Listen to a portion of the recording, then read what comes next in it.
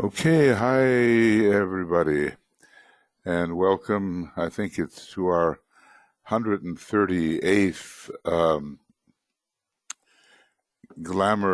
Dissipation of Glamour Initiative. So, the team that's doing this, Tuya and Olivia, and BL and Joe and Michael and myself, we welcome you.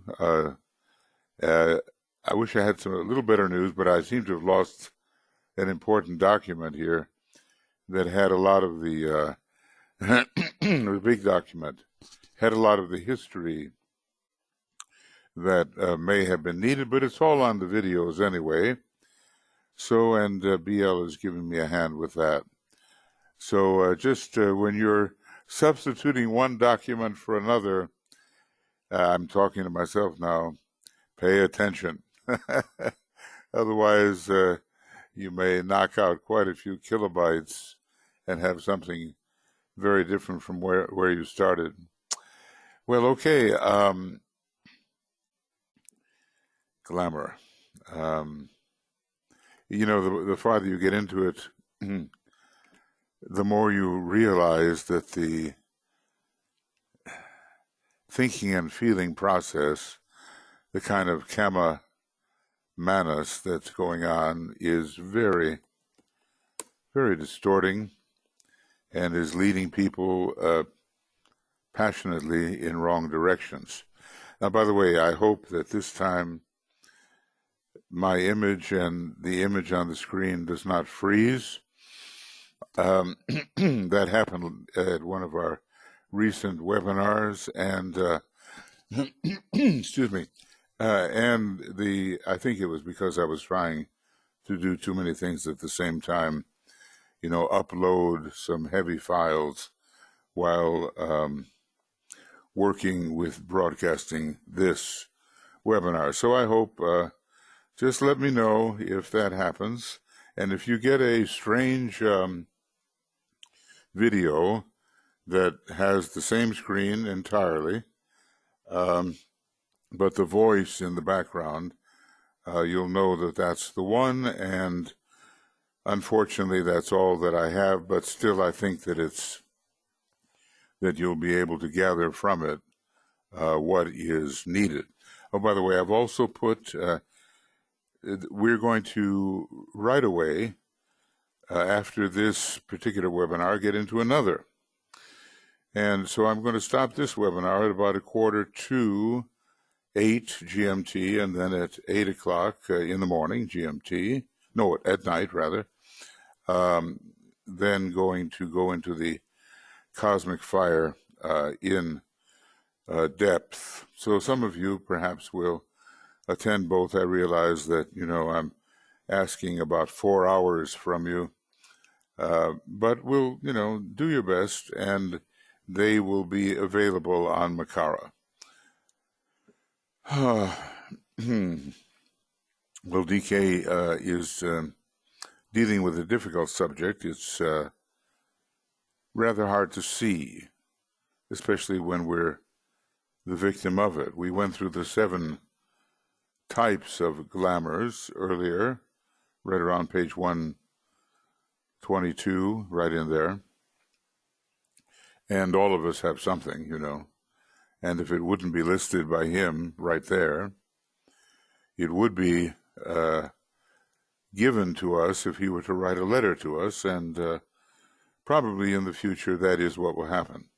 Some of us, and maybe all of us eventually, if we wish to enough, will be his students, and there'll be different ways of communicating with us to help us along the path. It's very unusual, I think, that a master takes that kind of time, even with the personality obstructive issues of his disciples. He said he wouldn't do it, but, a lot of compassion there, and he had to grasp the problem where it appeared.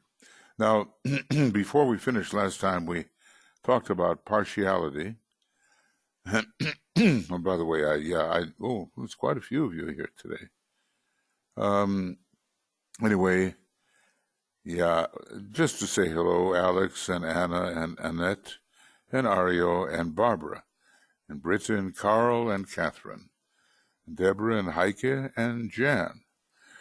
Joan, Johi, Karen, Catherine, and Kim, and Leslie's here, yes, Margot, Mariana, Mariut, Martha, and Natney, Nyenka, and Olivia, and Risto, and Rose, and Sandra, and Suzanne, and Tia, and I'll put Tuya's here, and also Winnie, and Yvonne, and Zenaidi, and Veronica.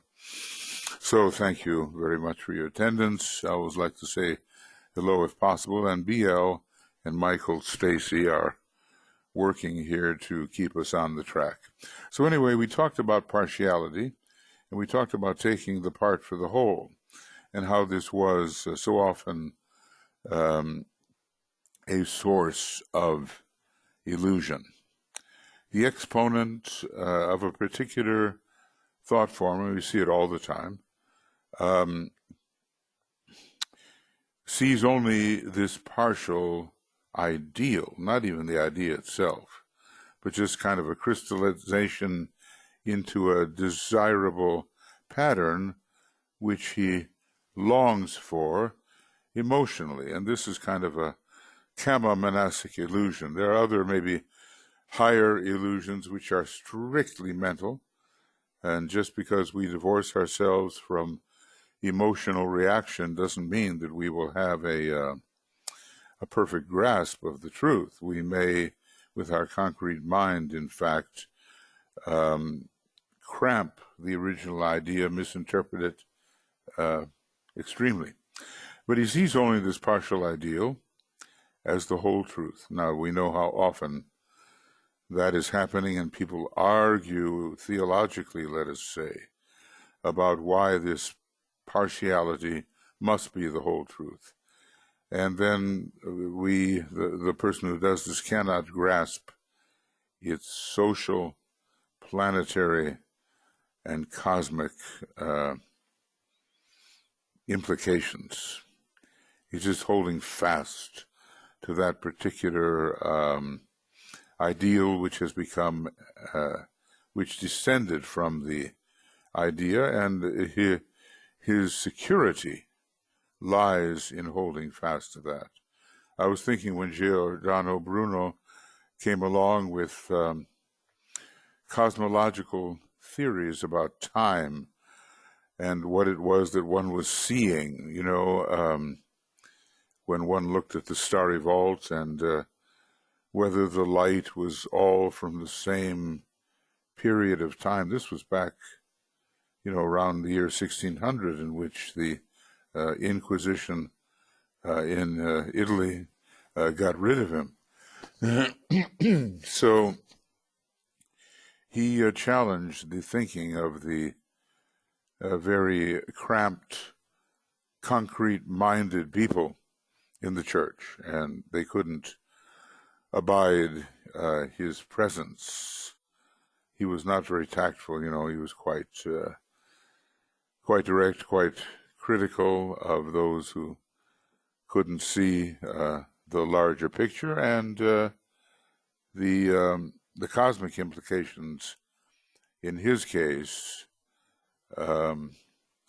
made for an unfortunate end, and in a way the beginning of the Counter-Reformation, which was a direct attack against the Protestant protesting, you know, Reformation, and an attempt to bring the church thought back to where it should be.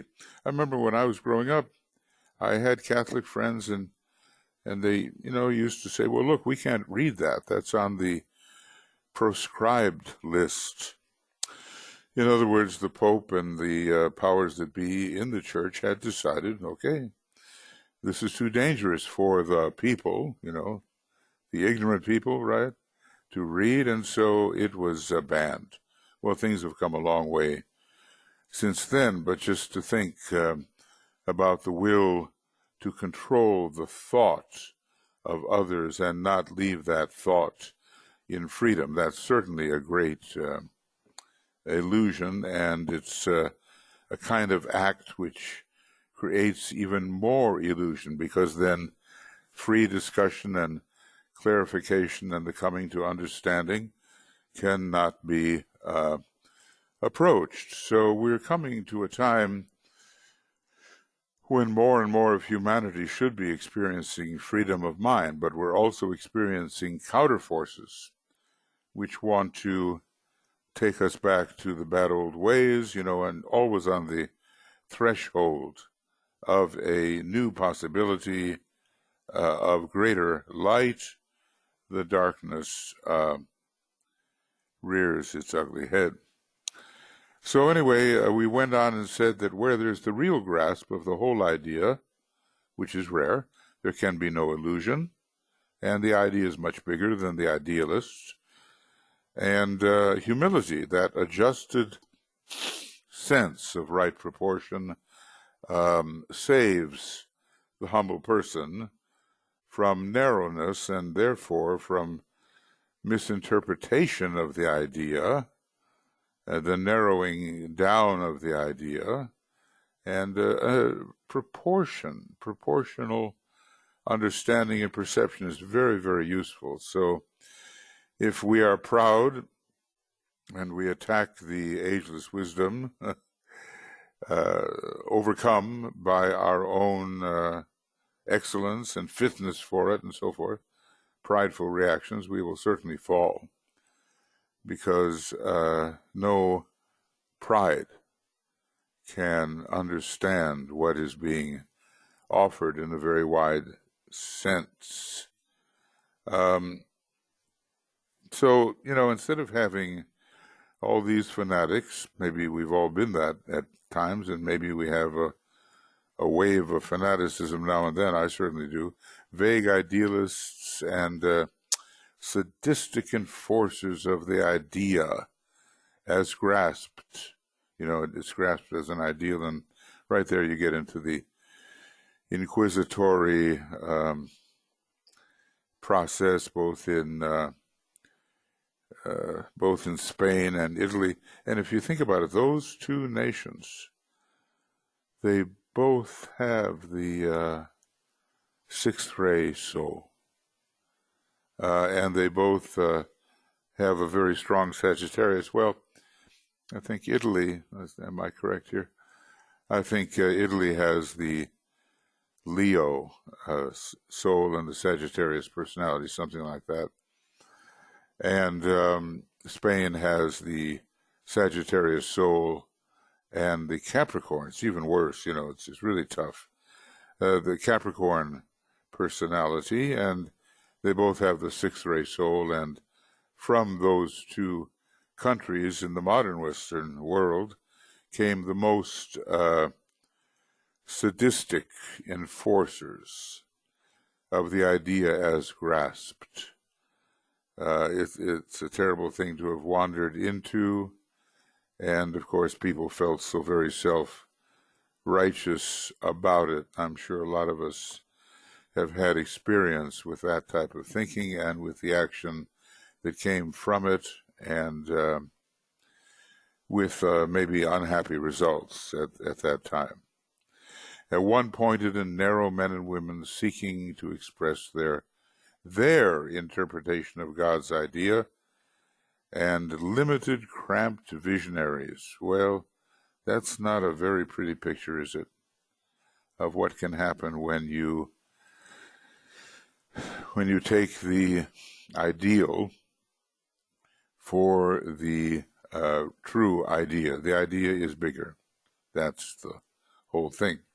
Such illusionary picturing of reality and such visionary showing forth of the idea has been both the pride and curse of the world. I guess, there are times when people really do grasp it, and as a result, they can bring something to humanity which has not been brought. It is one of the factors which has brought our modern world to its sorry pass. All the battle of idealism, seeing things only in one way, and we just have to look at the present day and even at the Second World War to see the Axis powers in their rigid sense of superiority and their false idealism. And it is from this misuse of the divine faculty of touching the idea and transforming it into the ideal that the world today is suffering, probably inevitably. Well, he's saying, well, if you're going to make the transition from an idealist to a person who is broad enough to appreciate ideas, you're probably going to go through this problem. You think about all the problems on Earth, and do we really have to go through these things? And I guess all of us will get to see the picture, the movie, the video, or whatever, of our former lives, and a lot of it is going to be eye-hiding, I think, when we see what we've been in and done under the spell of ignorance. My old teacher, I always refer to him, he's just, of course, Master DK, I consider him the teacher. But every once in a while you meet on the physical plane someone who knows something, and through direct experience and not just through, book knowledge. And, every once in a while, this man, we'd go out for coffee or, for tea or talk about things. He did the talking, I did the listening. I was really the acousticoi of Pythagoras' school, the listener. I learned my place, But he'd stop and he'd say, he'd say this is, oh, the things that I've done. The things that I've done. And, you you just know he wasn't just talking about this life. It's obviously some kind of sense of the progress of what we've been all through, and I'm sure that the time will come when we recognize those things in our own life. But like Master Mori has said, well, don't repent, he said. Instead, substitute right action. Correct what you have done. Now substitute correct action for those old things. So anyway, this kind of imposition of all these limited ideologies has had a sorry effect upon men, and they need to learn to penetrate to the true idea which lies behind their ideal, and to interpret it with accuracy in the light of their soul, besides employing those methods which have the warrant and the sanction of love. I mean, we can be passionate about something, and, our mother, father, priest, minister, rabbi, whatever, told us these are the true things, and we just accept it. But knowing for ourselves is the key. And how much of the mountain of vision have you climbed for yourself? Master DK asks us. It is, for instance, no illusion that the idea which finds expression in the statement that all men are equal is a fact which needs emphasis, and this has been seized upon by the democratically inclined. It is indeed a statement of fact, but you might ask on what level. But when no allowance is made for the equally important ideas of evolution, of racial attributes, and of national and religious characteristics, and I say especially, reincarnational evolution, then the basic idea receives only limited application and is rightly said to be incorrect by others who see the ways in which it apparently is not so. You have to return to the correct level. I would just say, what does it mean to be created, after all? It means, in a way, emanatorily to come forth from the source of all life. And, you're the essence of the monad. not the monad itself, because that has an outer temple form, which one day, cannot hold the fiery, volatile essence. You have to go back there to the real roots in order to justify the idea that all men are created or are equal, and they may be created equal on a certain level, but they do not manifest equally due to many factors. So it takes some subtlety of thought to take the great ideals and platitudes and bring them back to their original state where they are really undeniably true. So the ideological systems are there, they're enforced, they gather illusions around them, they're partial, but they may be based on a true idea.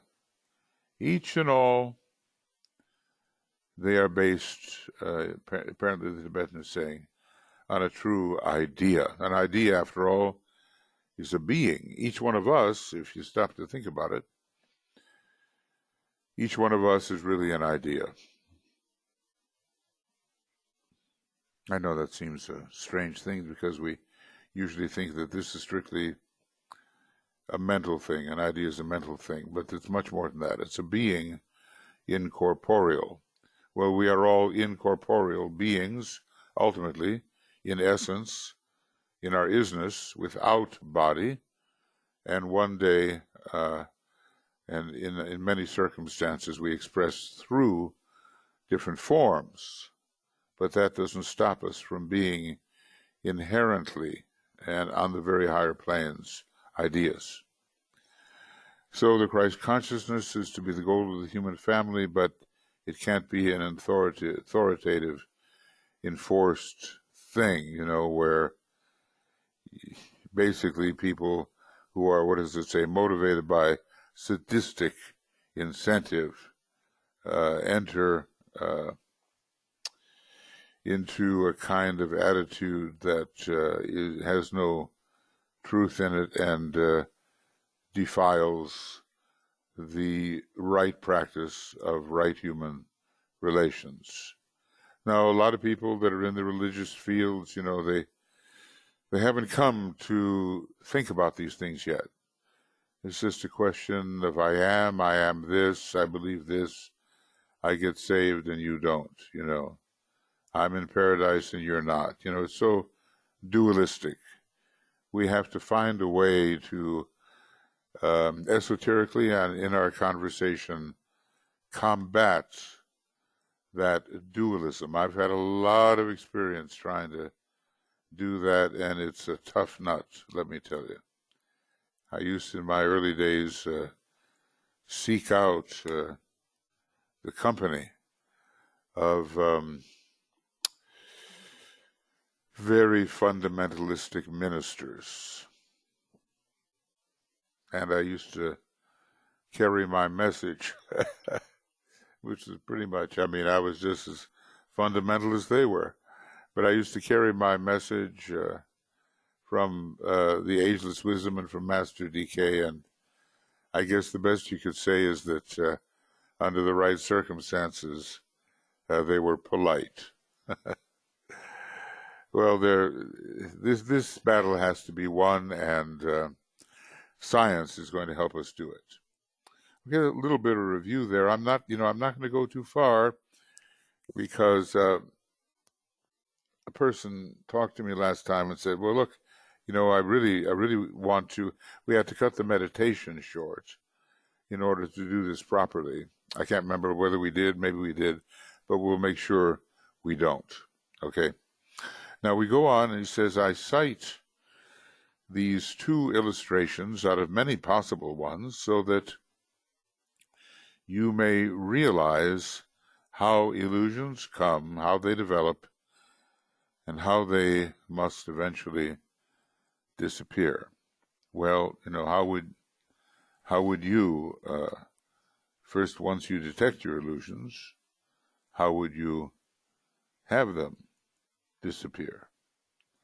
And I would say, it's really important to be able to think clearly in a way that's uncontaminated by the normal type of emotion. And it's really important, although it sounds trite. Oh, come on now, let's see the big picture here. The big picture can get really big. And a lot of people protect themselves hanging on to something much, much smaller just to feel safe and secure and as if the situation is manageable. You can get lost in the big picture. When you put the sun at the center of the universe, well, okay, you had heliocentrism and people fought and died over that change of idea. And then what? When you decentralized the sun altogether and it just became a tiny and almost insignificant star relative to some of the amazing giants and other structures that we have. And same thing, for every expansion of ideas, lives in form are lost because people just are living with their fear. And if the picture gets too big, the fear reaction, too big for any one person, that is, the fear reaction kicks in and people will not tolerate the presence of that which causes them to fear or to lose control or to feel that something else controls them. We see it all the time. Okay. So he's been telling us how your illusions come about and how they develop and how they must eventually disappear.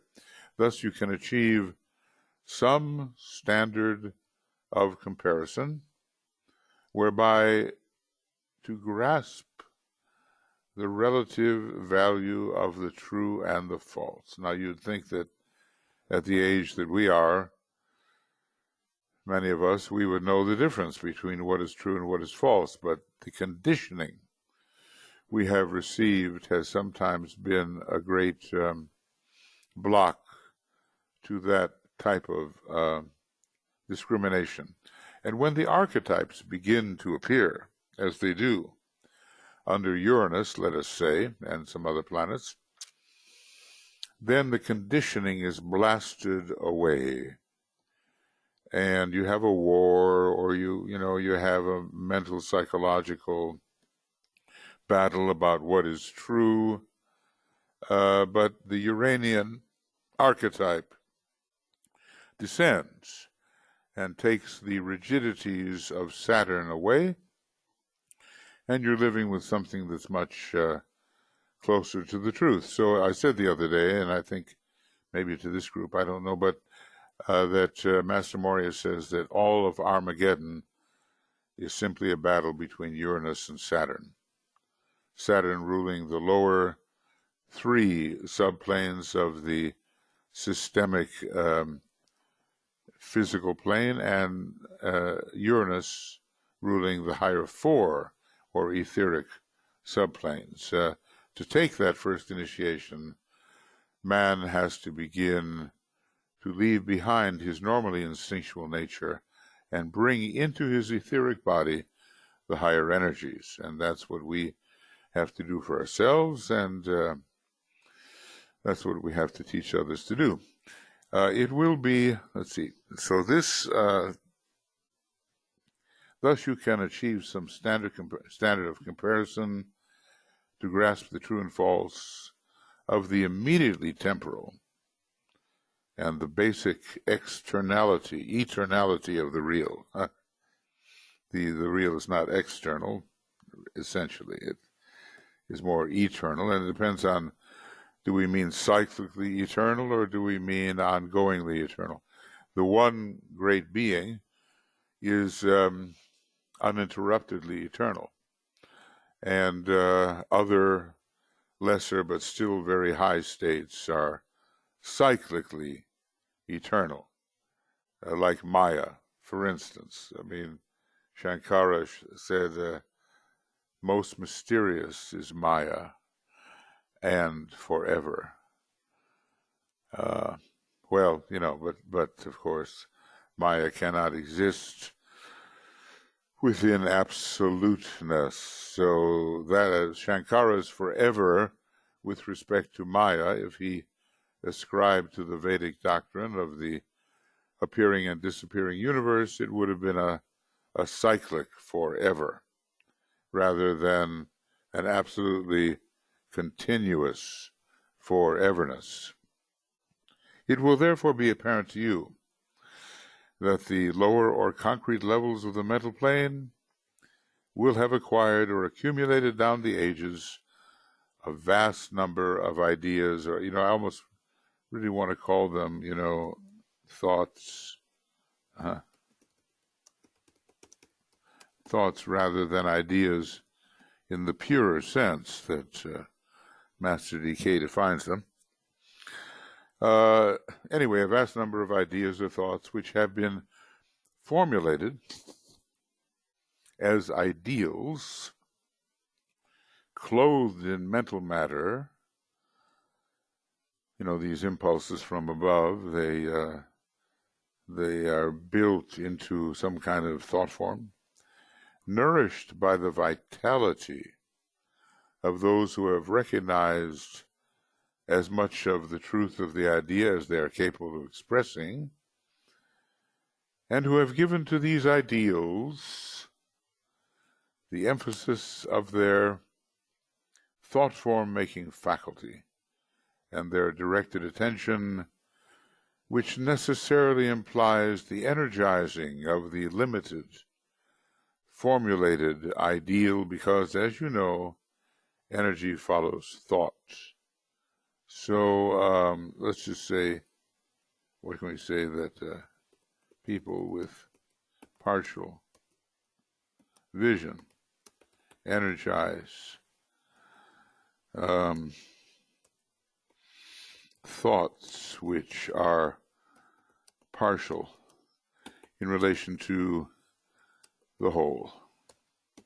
So always we have to expand and deepen our consciousness, and having a teacher like Master D.K., well, it's inevitable. If you stick with his guidance, you will not be led into glamour, you will not be led into illusion, and your consciousness will really expand. That is highly desirable. So these forms of thought, then, that we all cook up and hold on to and sometimes think are very correct, these forms of thought become objectives towards which the subjective reality, the man, reaches, and with which he identifies himself for long periods of time. Well, we might go to the Gemini labor of Hercules, and Hercules was pretty well tied to the altar, which was much limited by his teacher Bucyrus's thought or interpretation. Only I can interpret, only I have the right interpretation, only I really see, said the false teacher Bucyrus, and then finally Hercules woke up and chained his teacher to the altar. I've always thought that was poetic justice there, So long periods of time. Into them he projects himself, into these thought forms, thus vitalizing them and giving them life and persistence. So we might call this strengthening of the thought forms, which are partial ideals. It does seem as if the ideal has in it something of both, the mental matter and the mental formulation, and also the emotional propulsion that makes the ideal seem worthy of manifestation or worthy of adherence. So these kind of thought forms, and right way, here we're into trouble, aren't we? You can already sense the trouble is coming. These thought forms, they become part of him. They condition his reactions and wait a second. Something's coming up here. And when is it? When is it? 2035. Aha, we're in it right now. So I'm just going to lay off just for a moment here.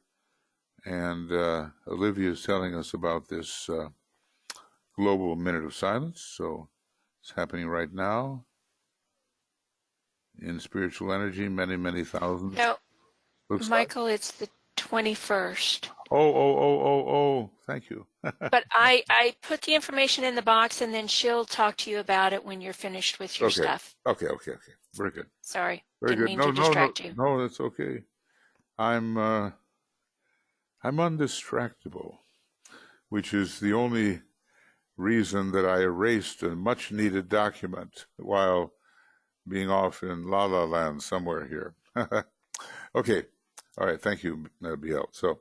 So that energy we pour into things,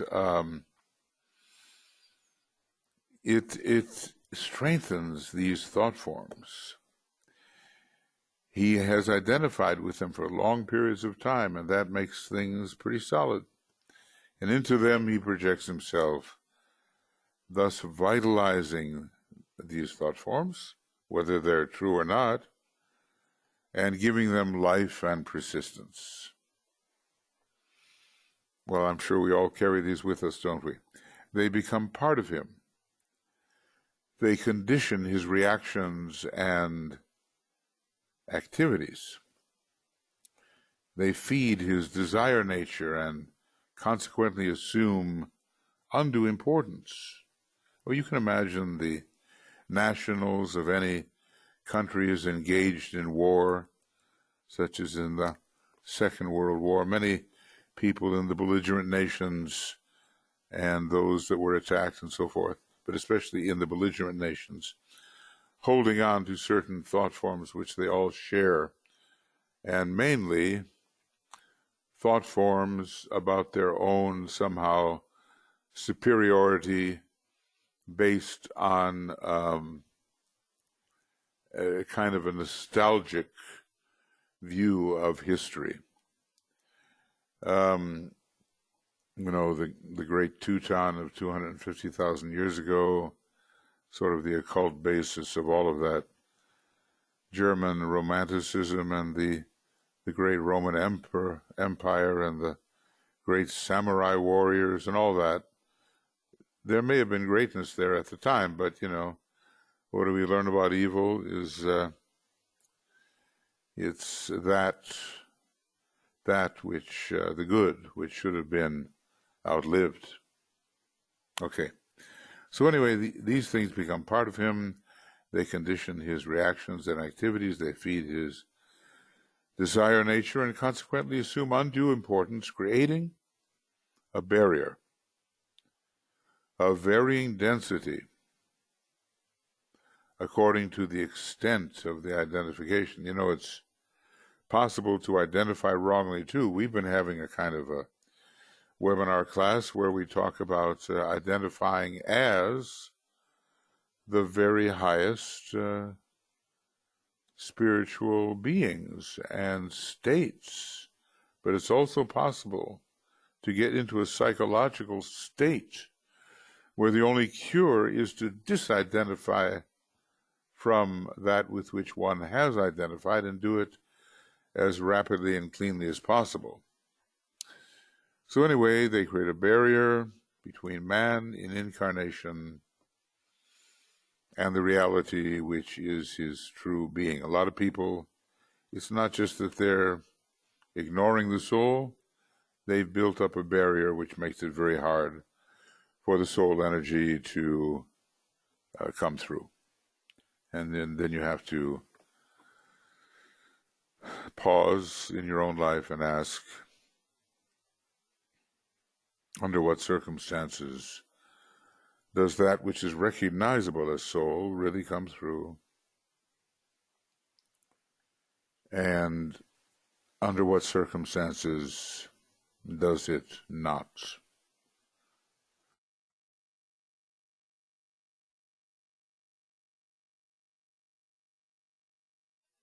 So he says, a little bit more. So he says, there is no need for me here to itemize any of these prevailing thought forms and the aspects of intellectual and mental illusion. I think, our modern educational system is very much ruled by the fifth ray. You can see that in the lists that DK presents at the back of the book,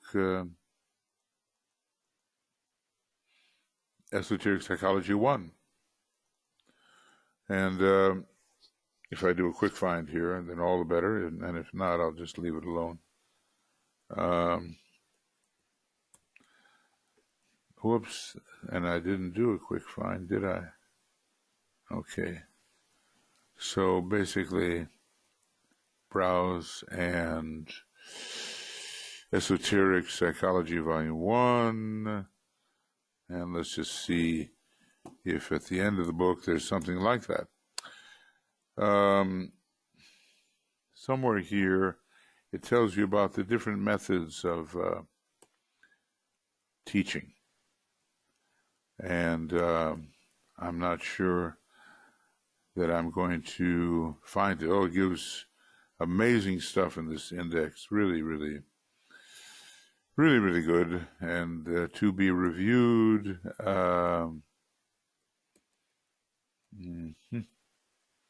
Things which help us get our thoughts in order.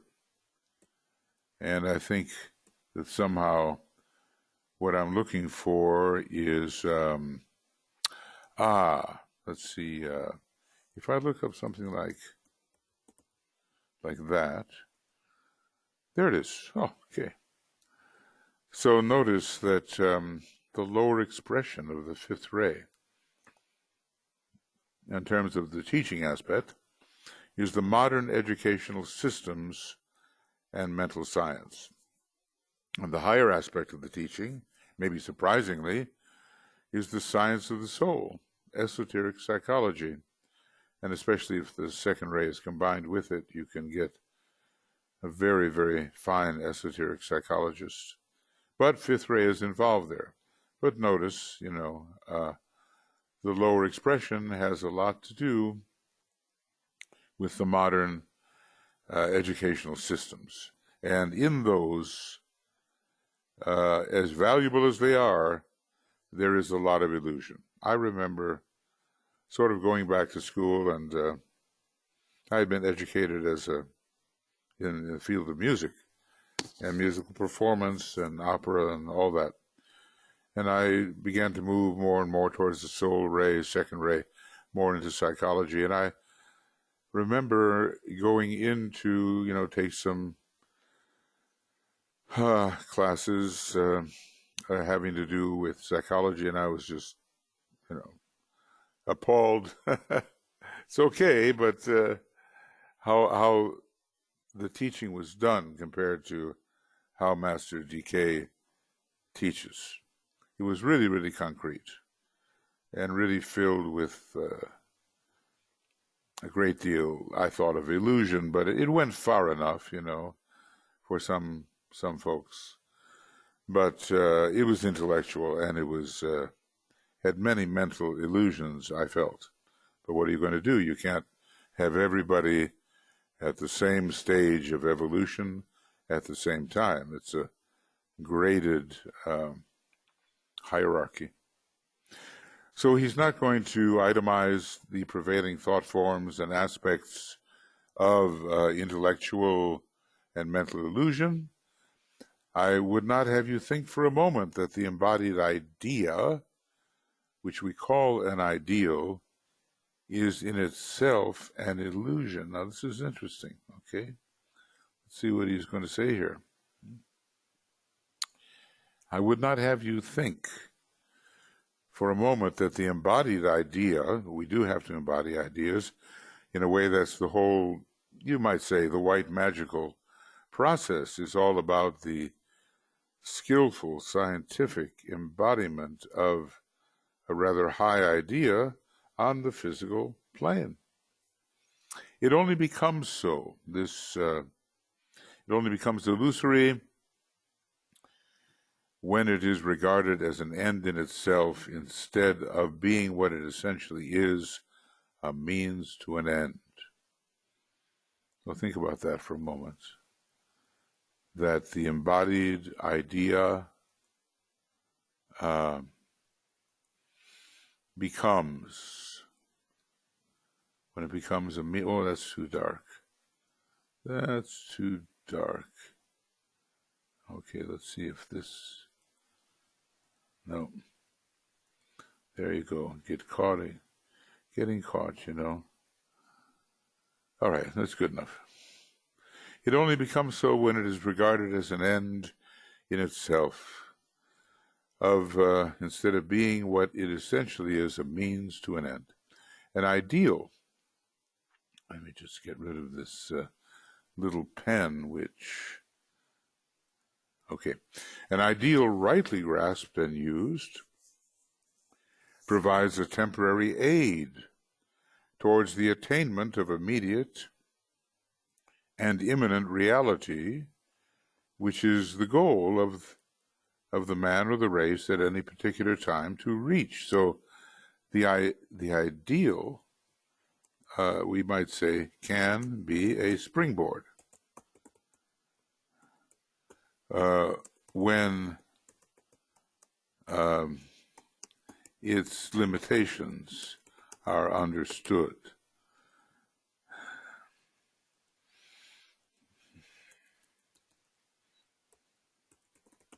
The idea before the race today, see, it's all timed out. In the realm of archetype and in the realm of purpose, beginning and end sort of fused together in some kind of eternal nowness of the idea itself. But when you get into the realm of the plan, that idea breaks out into a timed revelation, a timed application. So there's a right time for an idea to manifest itself as an ideal. And you know what is said, that nothing is so powerful as an idea whose time has come.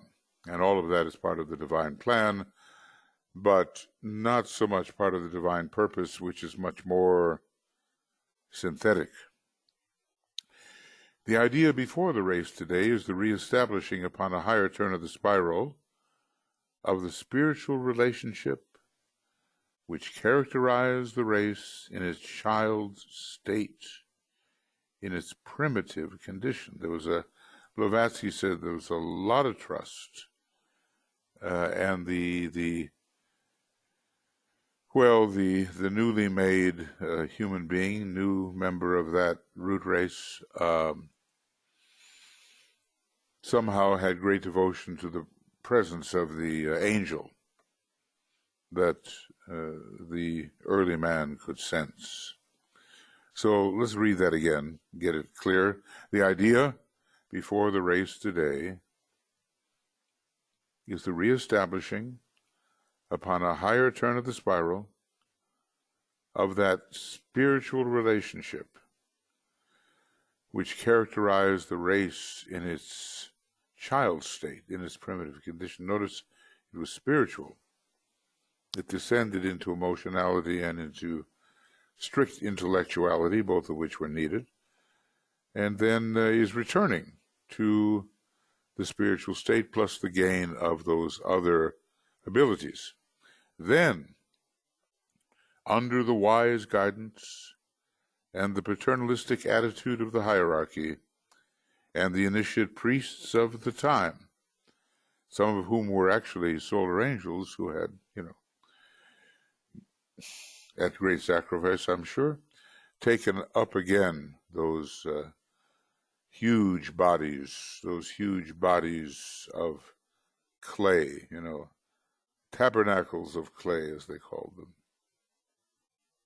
So then, under the wise guidance and the paternalistic attitude of the hierarchy and the initiate priests of the time, men knew themselves to be one family.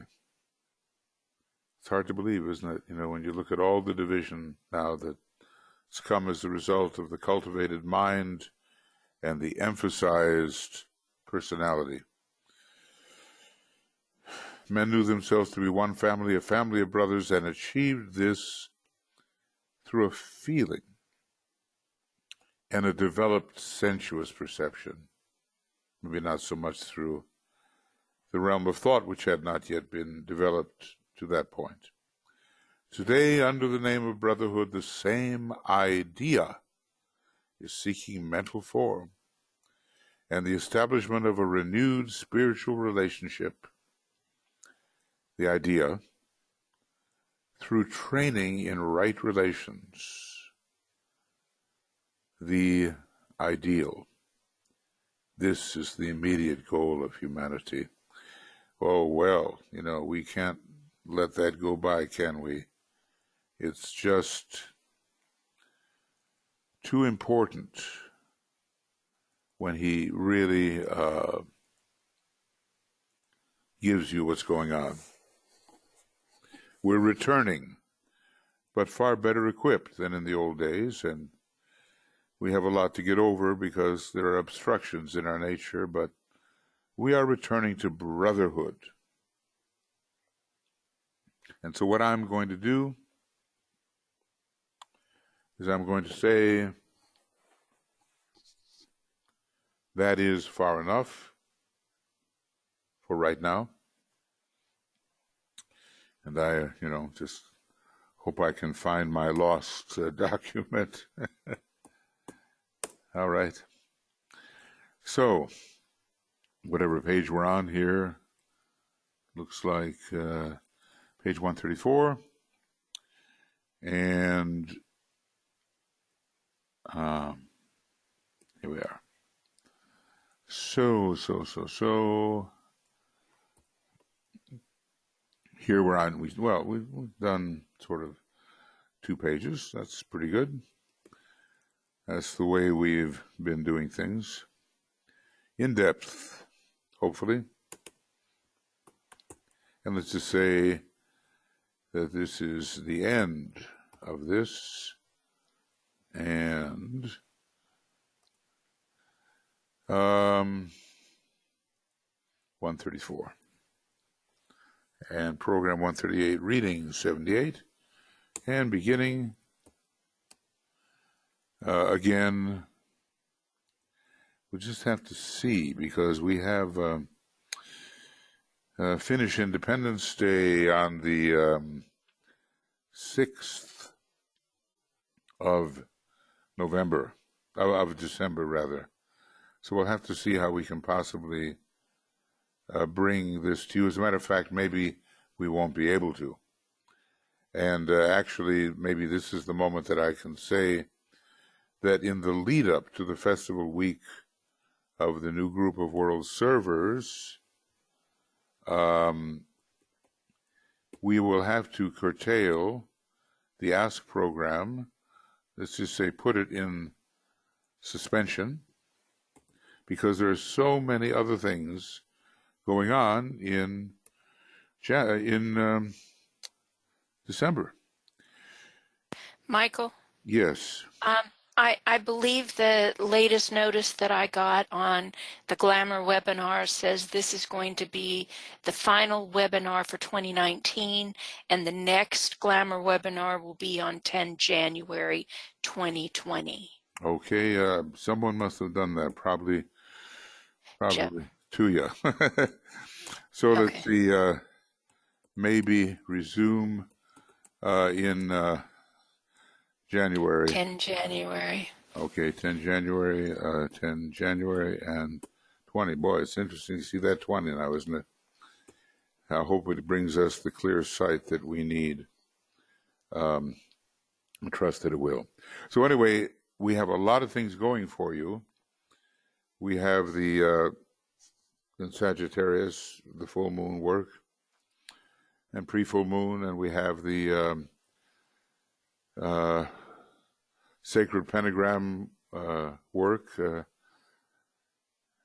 and that's, for the Blue Rose Sisters and others who may wish. And we have the Saint Cecilia broadcast about a great initiate back in Roman times who had the power of sight. It fits with Sagittarius, so there's a whole lot there about vision and sacrifice. And then we're going to be moving into the work of the Festival Week of the New Group of World Servers, and I think around the world, different groups are going to be broadcasting different things, and I think Tui and I have something like, I can't say exactly, but it's about like 10 broadcasts or webinars that you can participate in during those 7 days, depending upon, what time it occurs for you and so forth. So there's an awful lot. Plus a New Year's Eve vigil that's going to go around the world. So every time we break into a new time zone, we'll be celebrating that.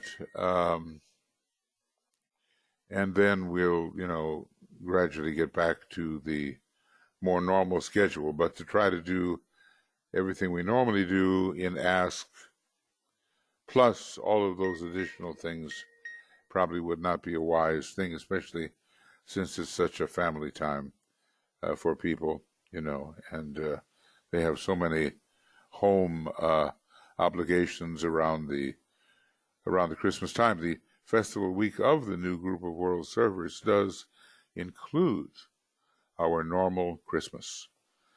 And here in Europe, it's a 2-day Christmas. So anyway, we'll be broadcasting Christmas broadcasts and New Group of World Servers broadcasts and some new ideas about the esoteric United Nations, a lot of things. So then after this week, after Sunday, we will not continue with the Ask until we get into January. As much as I would love to continue with it, I think it's probably not the best idea. So Sunday is the 1st, December 1st, the Attracting Financial Resources for Hierarchical Work. That'll be the last one. And then we'll get into other things. We'll also broadcast to you the Independence Day here, which I think is a very beautiful thing that happens every year. And that'll be available to you. Okay. All right. Now, I can't go on to... And yeah, BL, go ahead, please. Olivia has her hand up, and remember the notice Okay. that she wants to talk about too. Maybe this would be a good time for that. So let's take a look. And just a second, Olivia. Almost there. Oh, yeah, you're good. So just go right ahead. Go right ahead.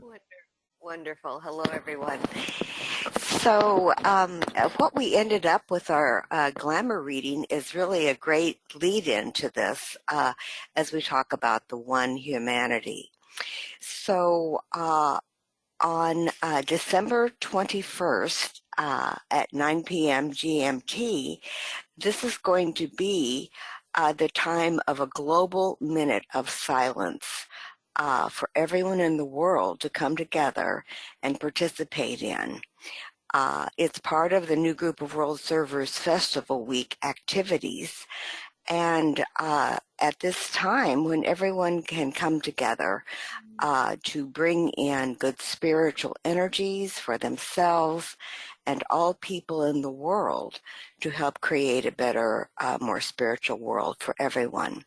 So it's a very simple, inviting idea that everyone can participate in, and it brings in the one family, one world idea that we were just talking about. And many people in the world are spreading this idea and this announcement.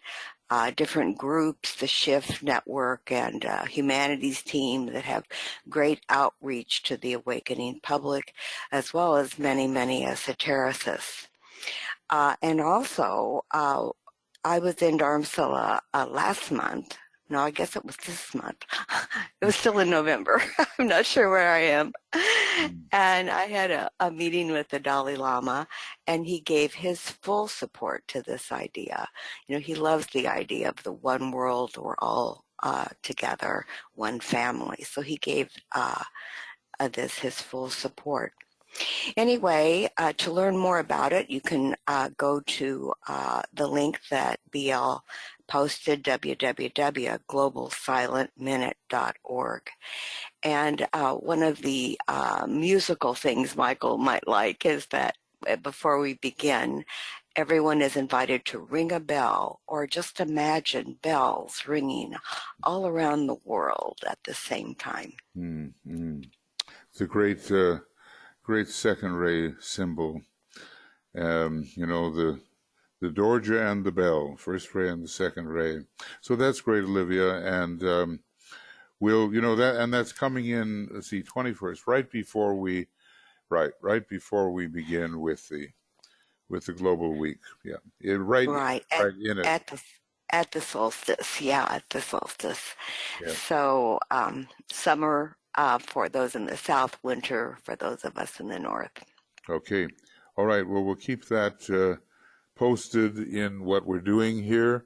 And maybe, BL, for the people that are coming to the Cosmic Fire, we want to copy and post this from Olivia. So that will be, if you can, or I don't know who's coming in, maybe Joe or Michael, or I don't know who's coming in. But I'm not sure. Joe's got her hand up, and Alex also has her hand up. So let's go to Joe because she might be able to do that. Okay, so Joe, did you? Where are you? Yes. Can you hear me? Probably I can. Hold on, just one second. There's somebody. Put yourself on self-mute. Everybody except Joe. So that's good. Yeah, that's good. Okay, Joe, you go ahead. Well, I just wanted to thank you, Michael, for making the announcement first about this time where we're going to be very busy, and the Ask programs will not be officially in play, but they will be back in January. And in this interim, I also want to remind everyone, because Michael and Tuya are so humble in terms of what they present at no cost to everyone. And the people behind them who are volunteering to keep Makara and everything, BL has done a great job. I just want to remind you, those who have been part of this group, that there was a donation ask that went out on Constant Contact this last week. And I'd really like to encourage you, no matter what your circumstances are, I think everyone can do some very small monthly donation. It will really help support this work as we go into these very challenging times and through the next year. And I just want to thank Michael and Tuya and BL and Olivia and all those who, you know, really selflessly do this work and allow us to work with them in these very important times. So that's what I wanted to say. And yes, Michael, I will join you for Treatise on Cosmic Fire in just a few minutes. Yeah, that's great. And of course, there's two Michaels that work here. So I want to. Michael is now in Hawaii. Michael Stacy, so he's a big help. And we're now at 12 hours apart. It seems quite easy to work 12 hours apart. So he's really helping a lot too. So we have a team, and we try to offer what we can for everybody. And obviously, behind it all, there are just significant donations that make it possible for us to continue this. But of course, every little bit does help for sure. So if it's within your range of possibility, we strongly encourage donating then to the Moria Federation, University of Seven Rays, and all of this will continuing. Okay, and thank you. And Alex, you go ahead now. Hello, can you hear me all right? Yes, you're good. Yes, thank you. Thank you, Olivia, for that announcement and all the work you've done on the Silent Minute and spreading the word. And thank you, Joe, for that announcement and for sharing the thanks. And I want to thank you and all the team and Michael and Tuya for this program, and of course, naturally, for everything you do and everything that you give, since we won't be having this program again till next year. I have one important announcement to make on top of everything else, but this is easy. This is something that is happening before Festival Week and after Independence Day. And it's the general election in the United Kingdom on December 12th. And what we are doing is we're putting out an invitation to anyone who's interested in meditating in a simultaneous meditation, 5 minutes long, with others around the world. There's quite a well-established world group now who are interested in global unity, in unity in Europe, and in unity in the United Kingdom and the role it has to play in the triangle of the United States, Russia, and the UK in the future of the world. So there are people who've been working together for many months, and now what we're doing is opening it up. If anyone would like to join us on the 10th of December, the 11th of December, and the 12th of December. On those 3 days, twice a day, we're going to be holding a simultaneous meditation for 5 minutes. And the meditation will take place at 9 a.m. GMT and 9 p.m. GMT on the 10th and the 11th and the 12th. And the 12th is election day. And in the letter, we'll be sending out ideas that we've used for meditation and visualization, a very simple 5-minute meditation that we have. And everyone is, of course, welcome to use whatever light work they employ to basically invoke the soul of the United Kingdom for the best outcome for the United Kingdom and for unity in Europe. So that's the purpose.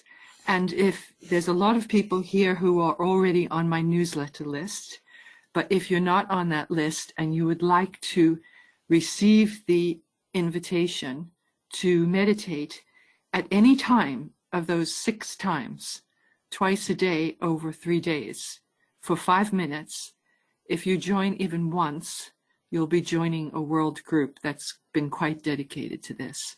So if you'd like to write to me and make sure that you get that notice, the heading will be Calling All Angels, simultaneous meditation for the British general election.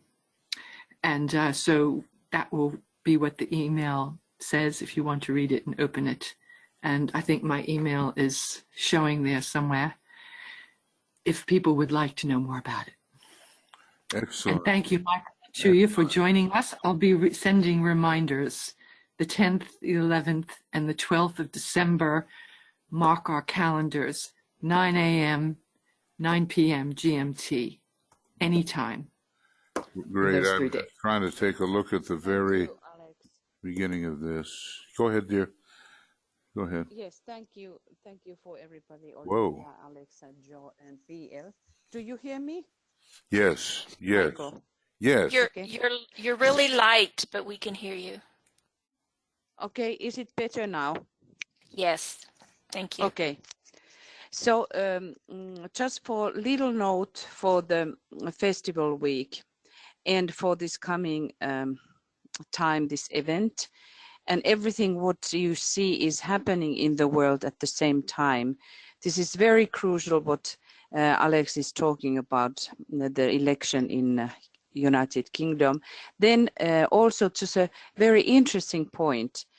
I got or some of us got the letter today that there is a comet coming into our solar system from other was it an other solar system, but anyway out of our system, and the comets always indicate something new, and it is very interesting that it is happening during this time when we have the 7-year cycle coming and hitting us again, working through the group of world servers.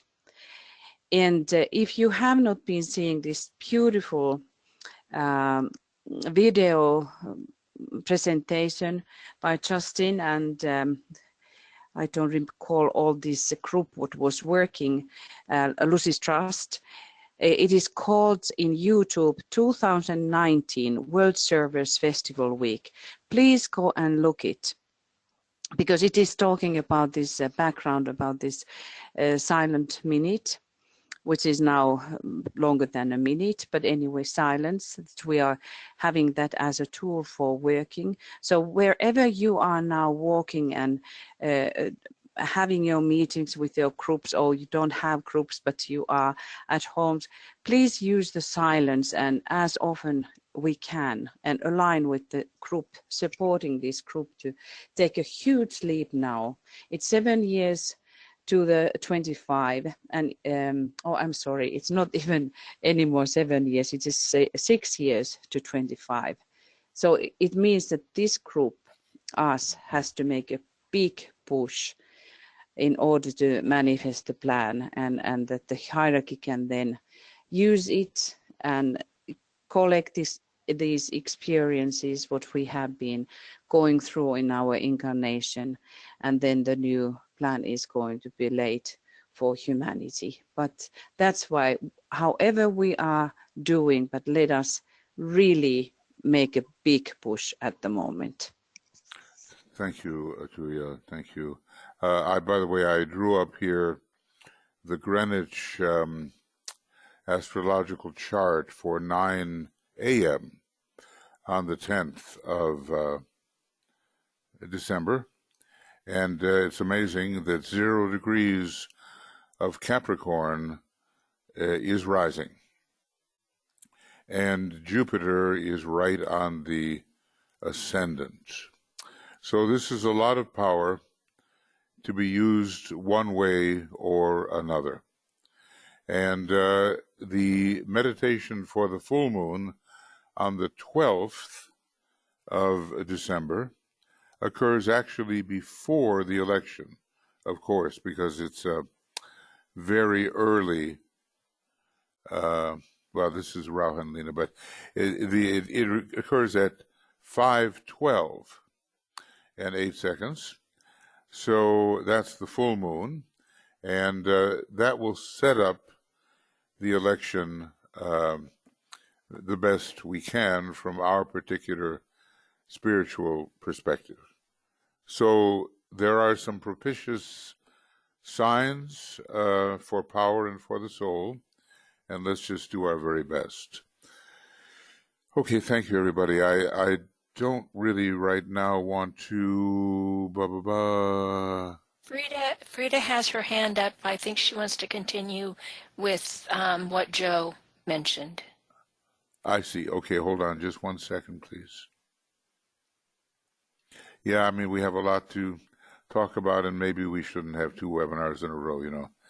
But it is the way it is for the moment. So, yes, and Frida, would you like to speak? You say here, thank Joe for this. If everyone on this Yes. call could contribute something, ideally, a monthly donation, it would help us reach our goal. We all love this webinar, and thanks. So, Frida, your microphone's open if you wish to say something.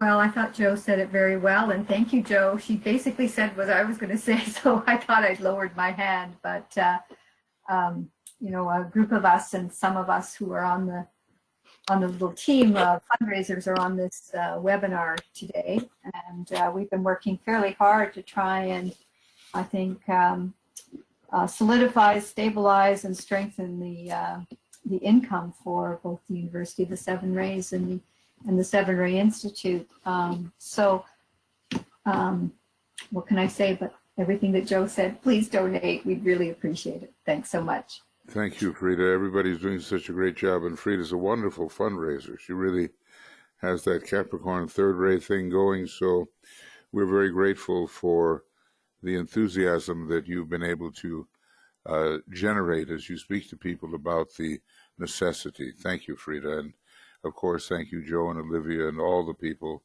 that are so involved in these things. Okay. Now, I'll tell you what, I just have to really make sure that I don't run over. So, in fact, there may be lots of things to say about what we've just experienced, but on the other hand, we've said some of them. And Olivia has her hand up again. Oh, okay. Hold on. Olivia, you're self-muted. Yeah, my hand is up only by mistake. Sorry. Oh, okay. It's okay. Okay, thanks, Olivia, for everything. So, look, it's very interesting that we are going back to a time when mankind had not much mind, not even much sentiency, but had a spiritual relationship with the inner God. Blavatsky talks about the devotion which this very, very primitive type of human being had to the solar angel who was supervising. And interestingly enough, we're going back to such a time, but with the humanity so much more equipped than at the time. So we have to regather that sense of spiritual relationship and use our acquisitions of mind and of sentiency in the right way.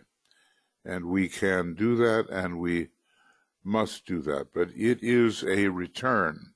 No longer will the strictly emotional, strictly intellectual method suffice, because it can be so separative, as we have seen recently and as we have seen in general. When people don't have that spiritual anchorage, they are easily led astray by demagogues and others with a very passionate but partial vision, and it all ends up leading to disaster. And hopefully we are aware of that fact. So what I'm going to do right now, rather than have much more discussion on these matters, since I think sufficient discussion has occurred, is go right to the meditation. I didn't lose that one, you know. It's terrible when you lose something that's almost a megabyte long and filled with comments, but it just means stay awake at the switch. All righty. So this is our meditation. And the glamour it fits really. Turns out the glamour we're going to be working on here is the captivation by emotion, which distorts clear thinking. You might think of that really as a general definition of glamour, but as you watch the various trials, we're going to be treated, I think, to quite a judiciary spectacle coming up before long. and you look at these processes of inquiry. I suppose the most open among them has been in the United Kingdom and in the United States, where you really do get to see how people are thinking inside their houses of deliberation. Of course, if you speak other languages, naturally, and they broadcast their parliaments and so forth, you'll see it there too. But at least in English, for many of us, we have seen how people are thinking. And we've seen people captivated by their idealism, by a narrow precipitation of an idea which might be correct under higher circumstances and in the face of higher energies. But when brought down and overemphasized and given a separative tinge, it turns out to be false. And yet people are fighting for it and preventing the goodness of wholeness from manifesting. So we're in for a treat on that, a treat or a treatment in the days coming up. No doubt things will be intense in England, in the United Kingdom, and things will be intense in the Congress of the United States and then in the Senate.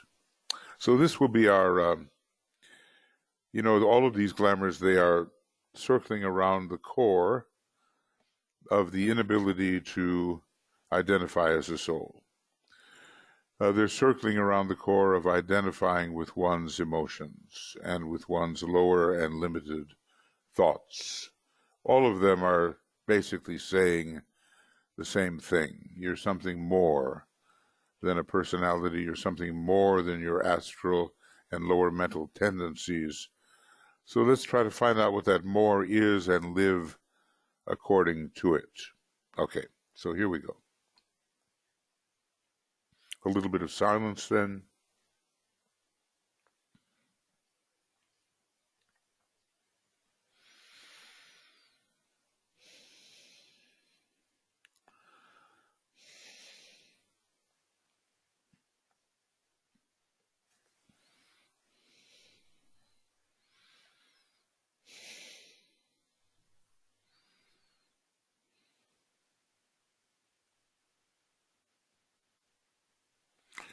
And in that silence, we get the sense that we are indeed all working together in these esoteric projects, which can have such beneficent effect in the outer world.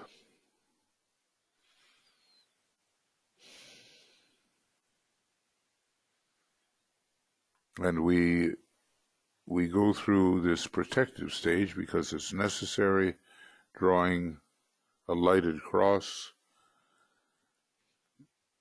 in a little different way across the eyes. And as we do that, we will use the mantra, saying it in unison.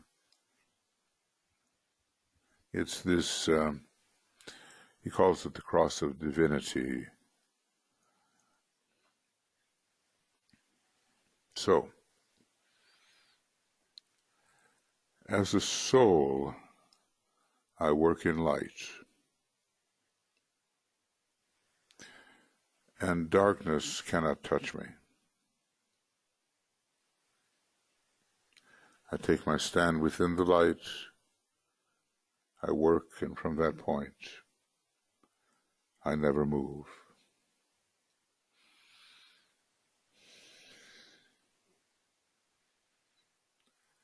And before each of us is this cross, and before the entire group, a cross of divinity made of of all the crosses made in the group. People are so easily swayed, and they don't know the danger. Read a little bit in Dinah discipleship in the New Age, and one will see the danger. So let's bring the three lights together as we are used to do. We focus the light of matter and of mind, bringing the vitality upward to the mental plane and vitalizing the light of mind on the higher levels of the lower mental plane.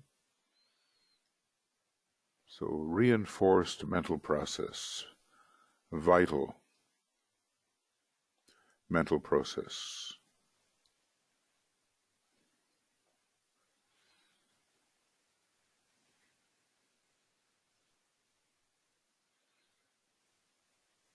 And bring down the light of the soul.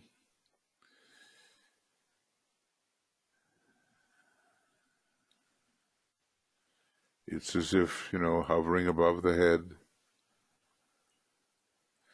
And we fuse this soul light with the other two lights, using the creative imagination.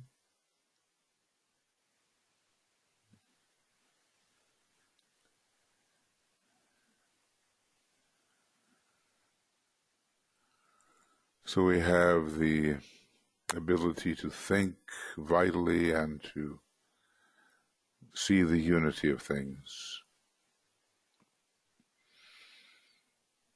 And then we say the fourth part of this section. And we also think of the Buddhic plane, where we find the light of day.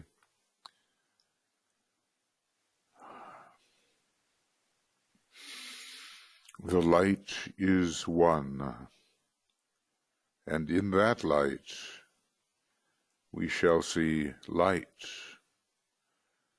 This is the light that turns the darkness into day.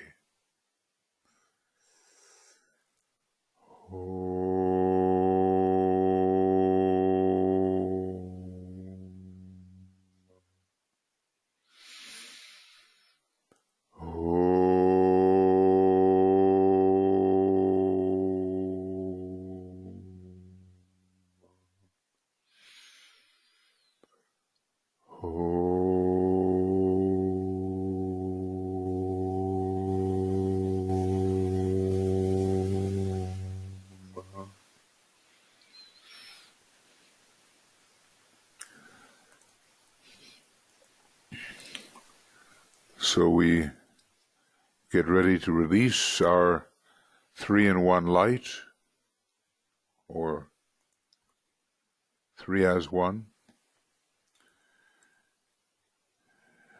like a great beam onto the astral plane, which is subtle but not subjective.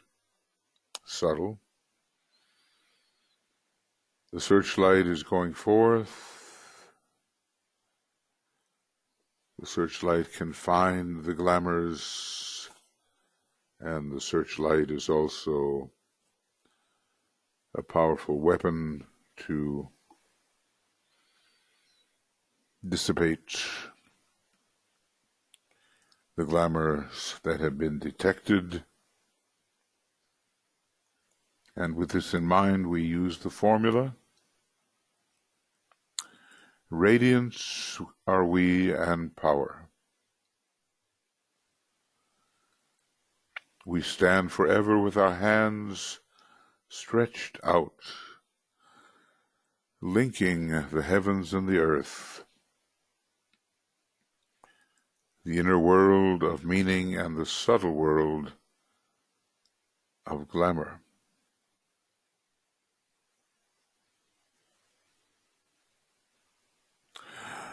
We reach into the light and bring it down to meet the need.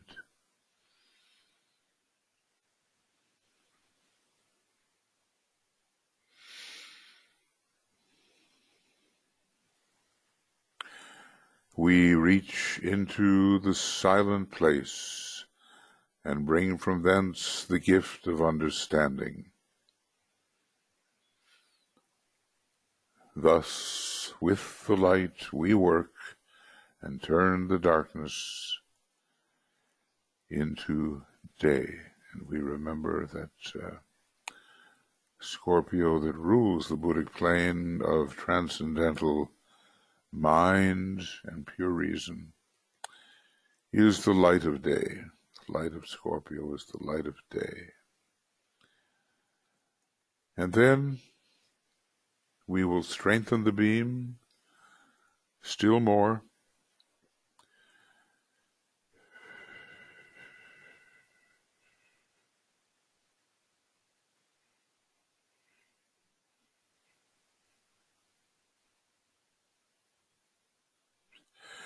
And we say, with power upon its beam,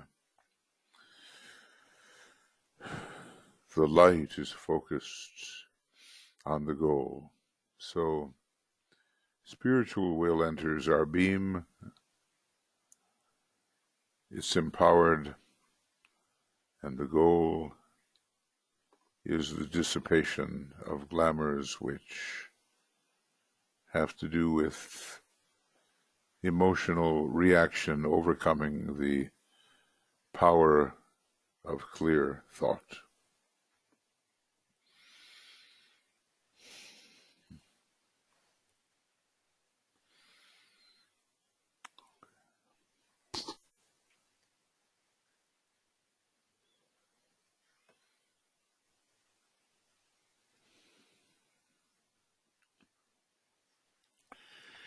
Now we think about this glamour to be dissipated. Just think of what you may know about it and what it has meant to humanity to be subservient to this glamour.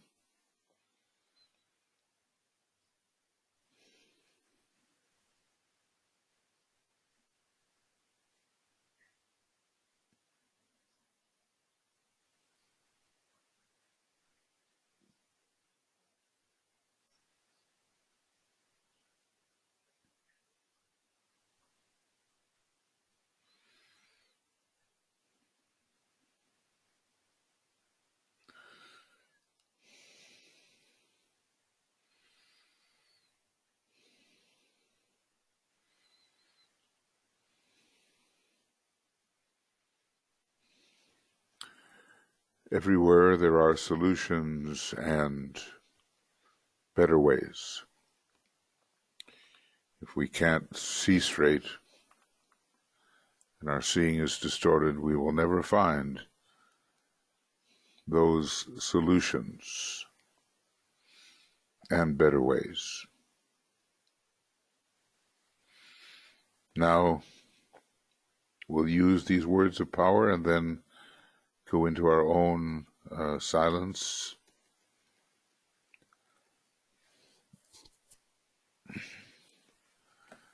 The power of our united light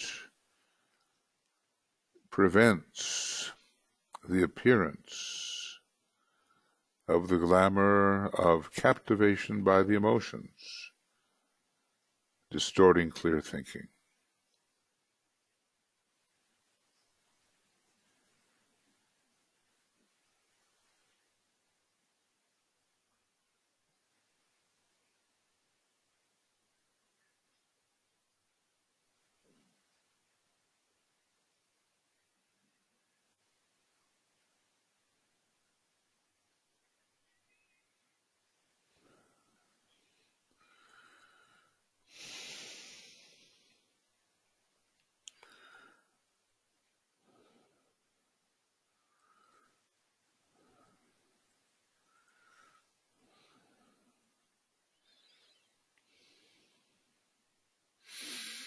The power of our united light negates the quality of the glamour from affecting humanity, this glamour of captivation by emotion, which leads to distorted thinking. The quality is negated.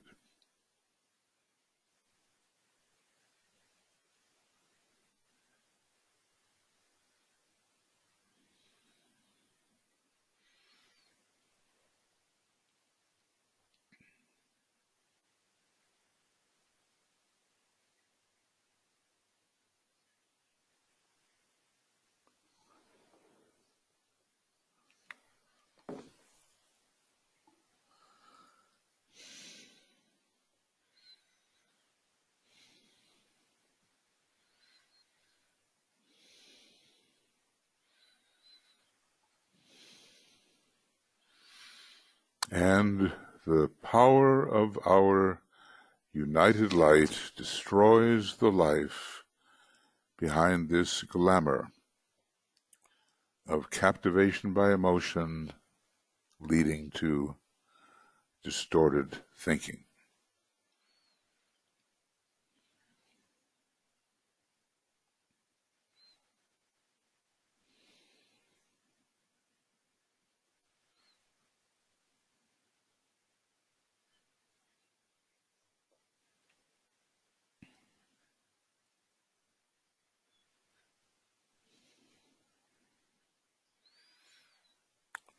So a weakening and a dissipation is occurring wherever we detect the presence that emotion is ruling and thought is distorted and subdued. What we'll do then is enter into our 5 minutes of silence and intensity of purpose, and we'll see the work proceeding, the weakening of the glamour, the dissipation of the glamour. So in the silence and the way we wish to work with the creative imagination, we do work.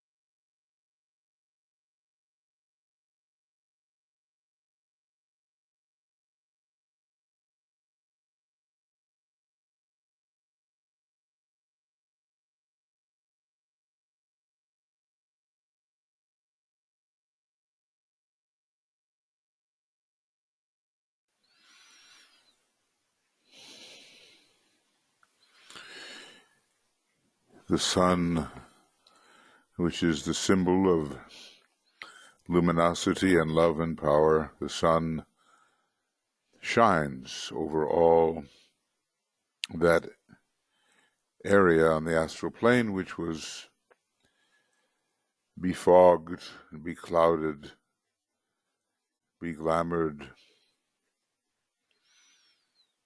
and filled with distorted desire and distorted astral thought forms. The sun shines and we learn to think with the illumined mind and no longer be the victim, carried away by our emotions, no matter how insistent they seem to be. Clarity upon the astral plane and the power of thought to move the human being and not just emotion into the Aryan consciousness and not just the Atlantean. So we now withdraw our beam together and refocus upon the mental plane, and we redistribute the light of vitality of mind and of soul. We sound the Om 3 times, believing that some little bit of work has been done to help there be a clear and illumined mentality in solving the problems of humanity, the problems of this planet.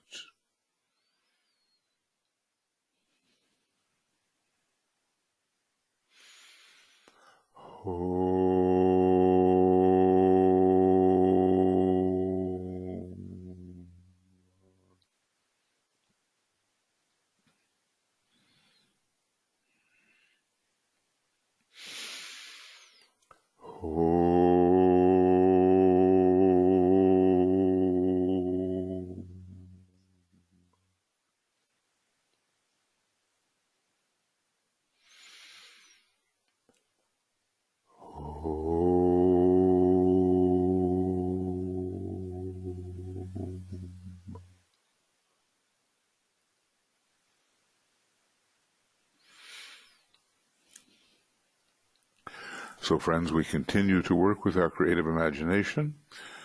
We use the beam both for personal expiation of our own distortions and, in the broader sense, the group sense, to help humanity. And the more we do the first, the more successful we will be at doing the second. So we'll get this to you, and if you wish to review what we've discussed, and you can let your friends know, they're perfectly welcome to listen or watch the videos. And thus we spread the teaching and master DK's thought and his approaches. In another just 13 minutes here, we're going to get into cosmic fire. So, and the link to cosmic fire is there in the chat box. And I just want to thank you on behalf of the whole team that for being here with us. Lots of love and appreciation. And if you have a certain hardiness, you may want to continue with us in the introduction to cosmic fire. We've gone over the fundamental, the boundless immutable principle. We've gone over the law of periodicity. We're almost finished with that. We're going to be looking at the idea that all souls are identical with the oversoul, a very important factor. Okay, so I'll just turn this off, and I'll come on again on another GoToMeeting, and hopefully it will be possible to do. Thank you, and this is available on Makara soon. Okay, bye-bye.